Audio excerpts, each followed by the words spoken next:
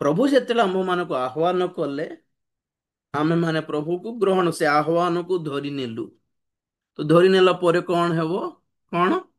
ଆଉ ପ୍ରଭୁ ଆମମାନଙ୍କୁ ଅଲଗା ବାଟରେ ଚାଲିବାକୁ ଡାକିଲେ।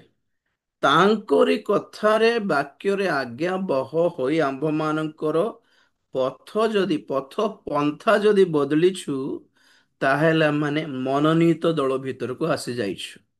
ଯଦି ମନୋନୀତ ଦଳ ଭିତରକୁ ଆସିଛୁ, ତ ଜଗତର ସିଷ୍ଟମ ଅନୁସାରେ ଆଉ ଜୀବନ କ୍ଷେପଣ କରିବୁ ନାହିଁ।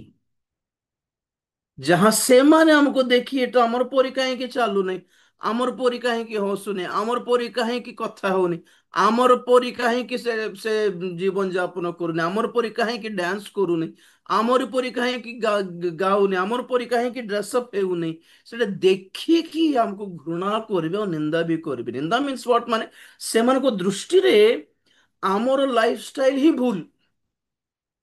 ସେମାନେ ଥିବେ ଗନ୍ଧିଆତ ଥିବେ ଥିବେ, ସେମାନଙ୍କର ଠିକ ଲାଗିବ ସବୁ ଏମିତି ଚାଲିବାର। यही जिंदगी है, ऐसे ही जीना है। ସେଟା ହିଁ ଶିଖାଇବେ ସେମାନେ। ଏମିତି ଥିଲେ ହିଁ ବଞ୍ଚି ହେବ ଜଗତରେ ବୁଲିଲା ପରି। नहीं, संसार में रहना है तो ऐसे ही रहना है, सबके साथ घुल मिलकर। तो ଆମେ ସେମିତି ନ ହେବାରୁ, ଆମେ ନିଜକୁ ଅଲଗା କରିଥିବାରୁ ସେମାନେ ଆମକୁ ଘୃଣା ବି କରିବେ, ନମ୍ବର वन ଆମକୁ ନିନ୍ଦା ବି କରିବେ। ଘୃଣା, ହେଟ୍ରେଡ, ହେଟ୍ରେଡ।